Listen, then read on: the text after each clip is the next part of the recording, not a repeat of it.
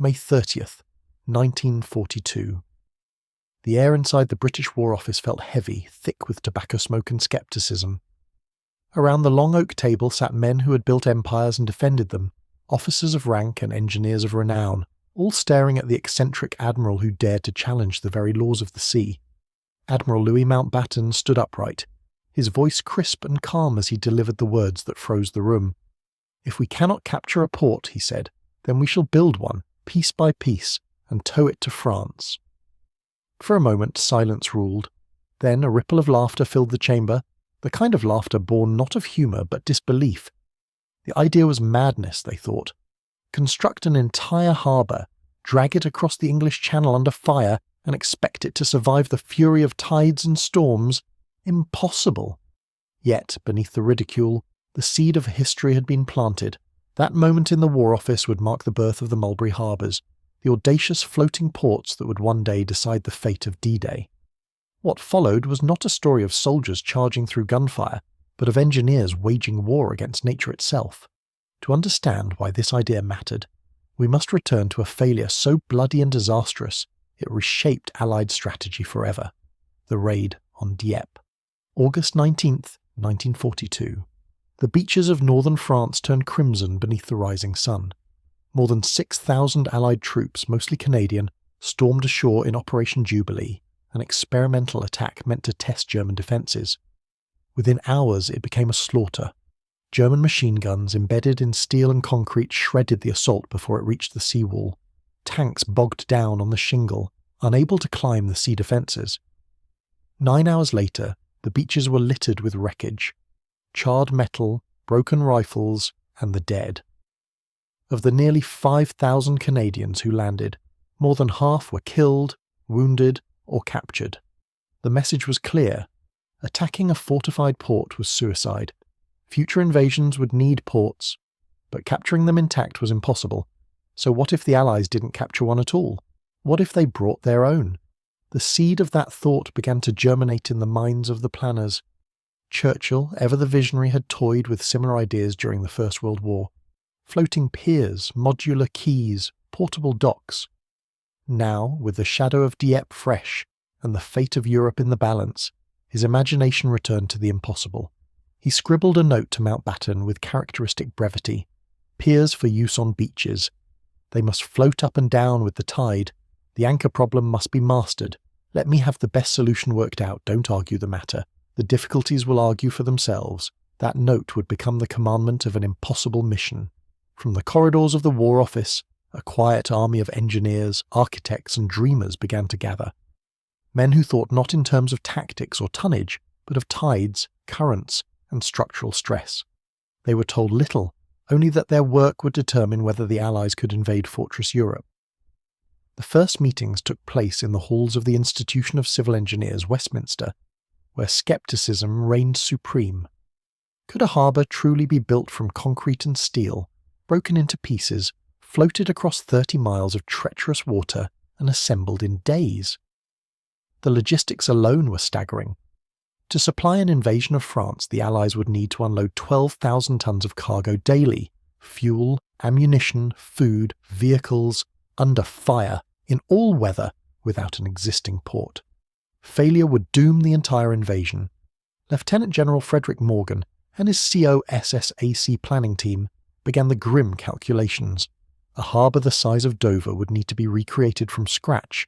It would require a fleet of floating breakwaters, hundreds of piers, roadways that could flex with the tides yet bear the weight of tanks, and anchoring systems that could survive the Channel's wrath. The task seemed not merely difficult but absurd. Yet the alternative, defeat, was far worse. Among the engineers was a Welshman named Hugh Iris Hughes, a man whose calm intellect hid a relentless imagination. He proposed vast floating concrete caissons, hollow boxes so immense they could be towed across the Channel and sunk to form artificial seawalls. Royal Engineer Lieutenant Alan Beckett envisioned floating roadways that could rise and fall with the tides, connecting ships to shore like living bridges. Together, their concepts formed the skeleton of what would become Mulberry. But before these ideas could be trusted, they needed proof. In October 1942, the proposals were presented at a conference in Scotland, codenamed Rattle. Commodore John Hughes Hallett led the presentation, explaining how an entire harbour could be dismantled, shipped and reassembled in days. American officers, pragmatic and blunt, were unimpressed. One Navy captain declared, "You are suggesting we build Dover Harbour, take it apart, float it to France and rebuild it under fire. I've been at sea 25 years, and I've never heard anything so ridiculous." Hughes Hallett simply nodded. "Yes, Captain," he replied, "it is ridiculous. But it's the only way we can win." The silence that followed marked a turning point, for in that absurdity lay necessity, and necessity in wartime has a way of making the impossible happen. To convince the doubters, an impromptu demonstration was held. Commander Robert Grant filled a wash basin with water, used paper boats to represent ships, and created waves with a hairbrush. Every ship capsized instantly. Then he placed an inflated lifebelt into the basin, forming a crude barrier. The waves broke against it, and the paper ships floated safely behind. The lesson was simple, the logic undeniable. Protect the ships, and you protect the invasion. Word of the demonstration spread through the planning circles.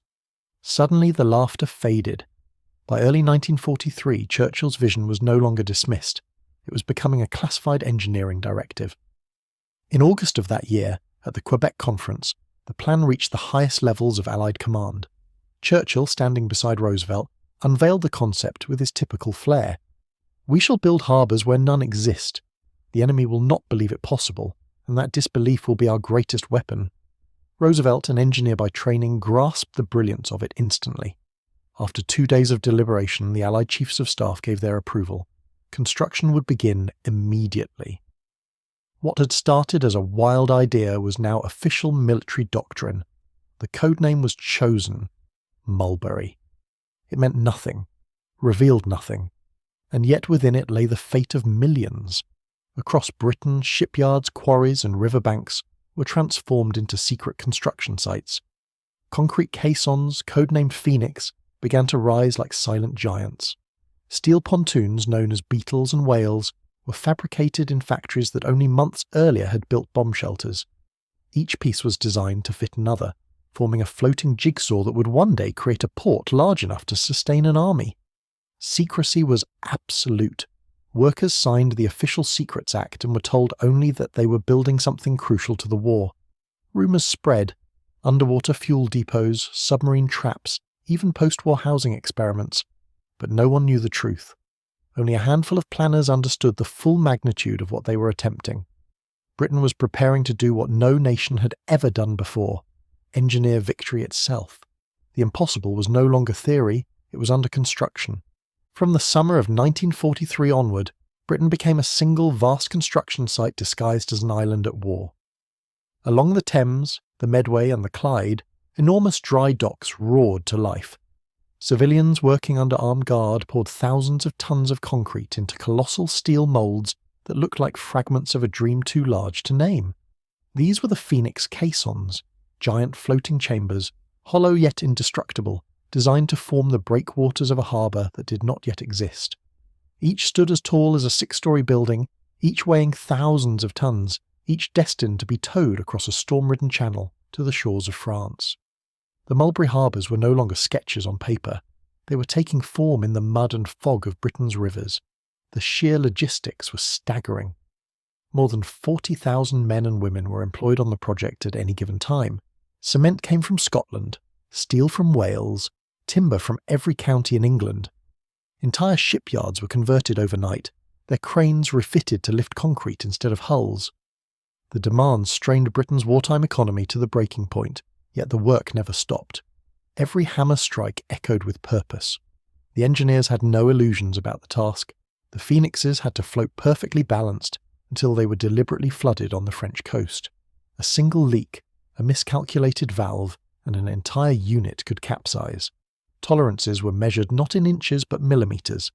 Beckett's floating roadways, meanwhile, demanded an equally improbable balance of strength and flexibility. Each span, 80 feet long, had to endure tides rising 20 feet and waves hammering with the force of artillery, all while carrying fully loaded trucks.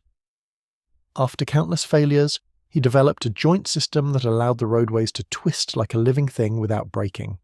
His design, codenamed Whale, became one of the war's unsung miracles. At the same time, naval engineers experimented with floating breakwaters called bombardons, long tubular structures meant to calm the sea before it reached the harbour. The tests were brutal. Every prototype was smashed by storms, until the surviving designs earned their place through attrition. Far to the north, in the isolated Scottish harbour of Garliston, secrecy cloaked the final experiments. Locals were evacuated, their fishing villages transformed into restricted zones. There, under constant guard, engineers assembled and tested entire sections of the artificial harbours. Storms came and went, each leaving wreckage that guided the next iteration. The whales were bent, broken, rebuilt. Phoenix walls cracked, then repoured with thicker reinforcement. Failure became the most valuable teacher. By late 1943, the pieces finally worked together. The artificial harbour was no longer just an idea, it was a complete modular system. Phoenix caissons for shelter, whales for transport, spuds for piers, bombardons for protection. Even the obsolete ships that would be scuttled to form the first line of defence had their role, nicknamed gooseberries. To outside observers, Britain looked as if it was building nothing short of a floating continent, yet security around Operation Mulberry was absolute.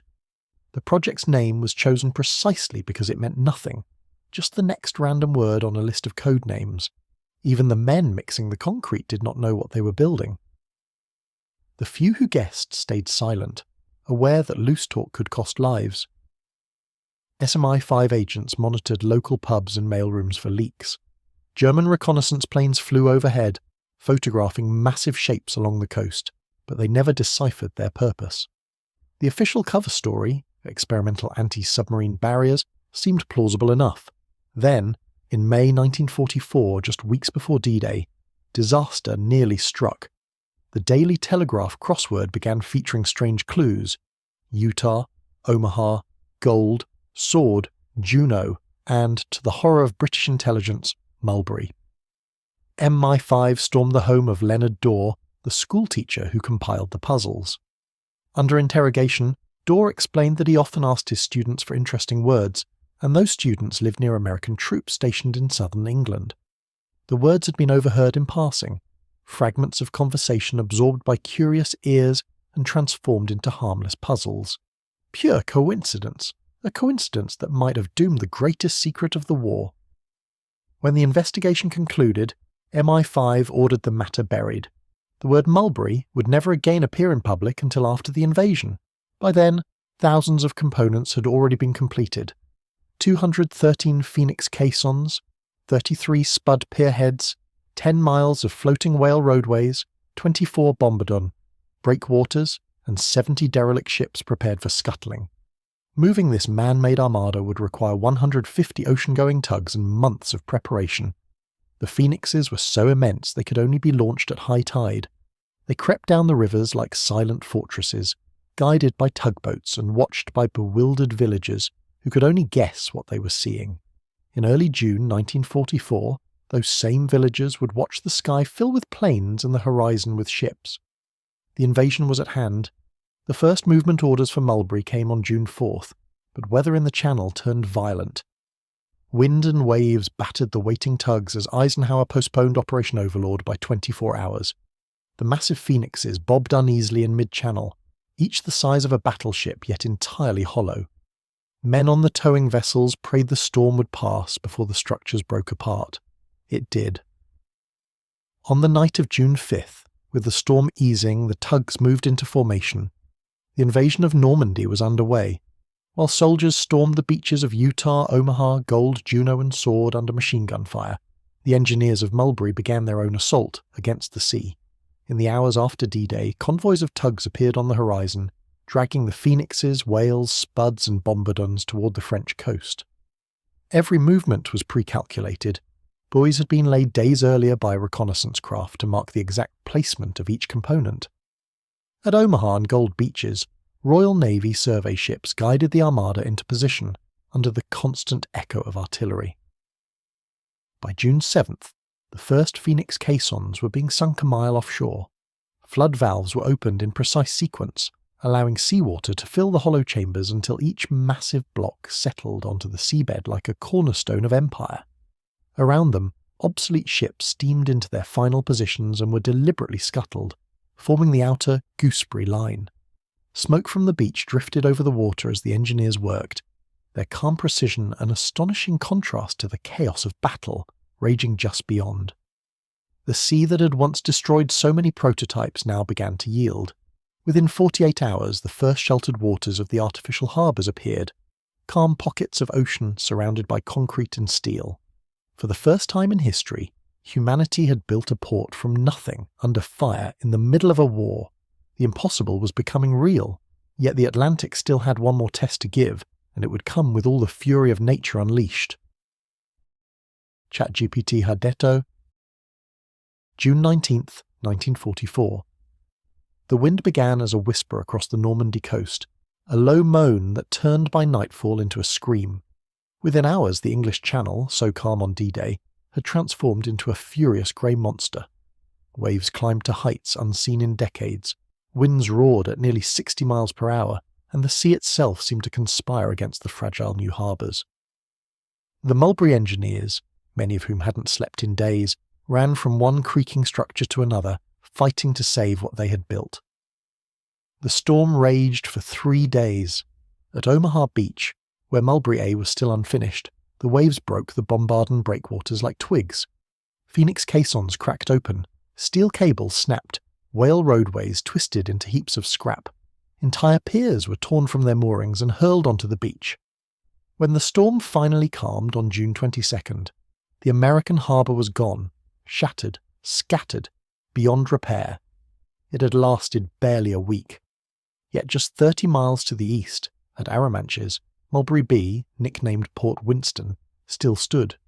Protected by the natural curve of Gold Beach and better reinforced before the storm hit, the British harbour had survived, battered but alive. Engineers pumped sand into the Phoenix caissons to strengthen them and salvaged every usable piece from the wrecked American harbour.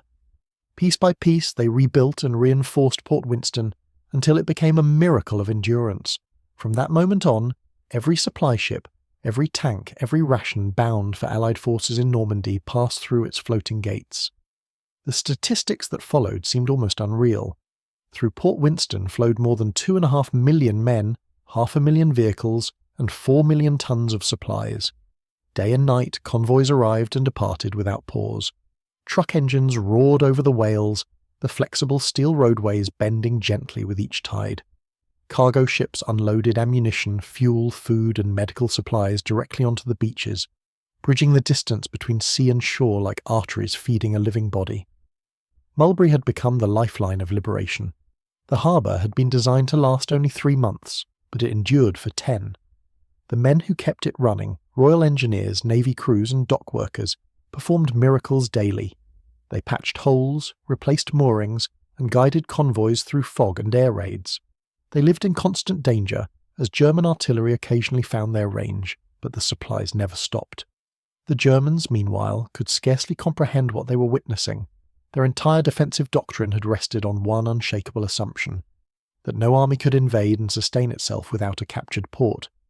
They had fortified every harbour along the coast, pouring millions of tons of concrete into the Atlantic wall, convinced that this made an invasion impossible.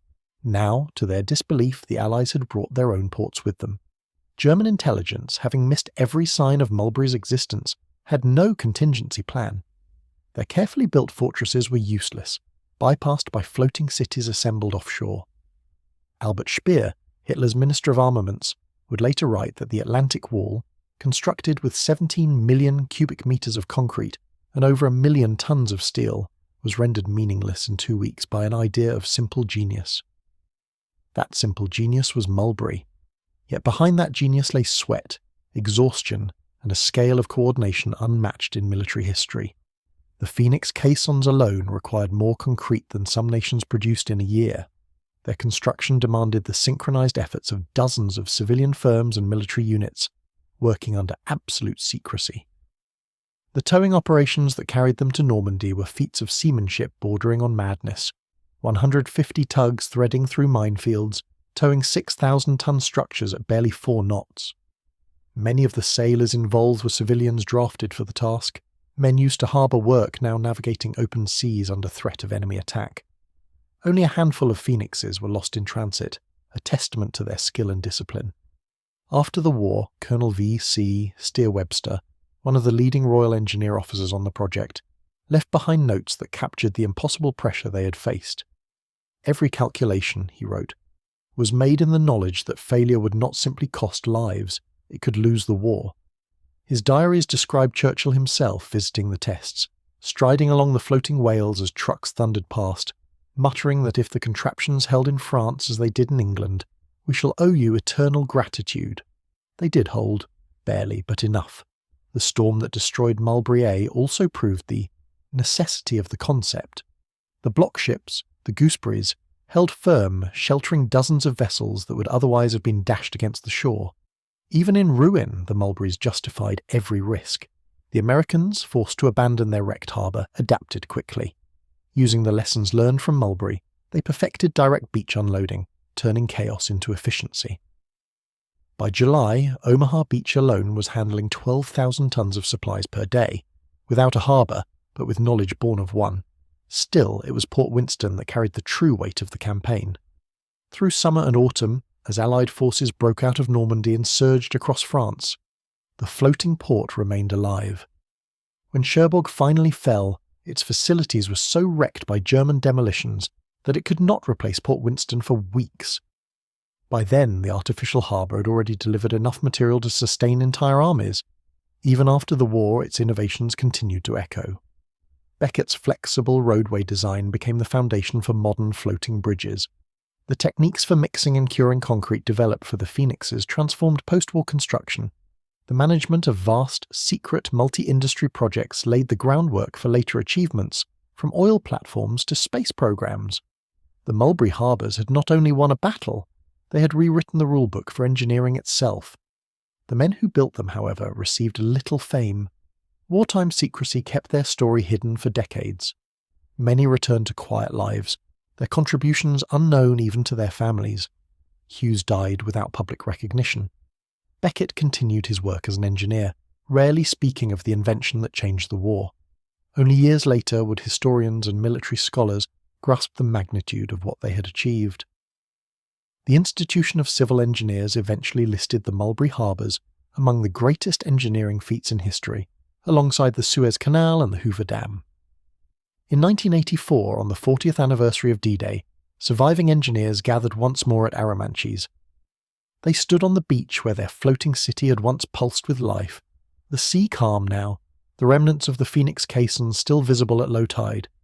Some wept, others simply stared, silent, remembering the months of sleepless nights, the thunder of waves, the sight of ships unloading beneath a rising dawn.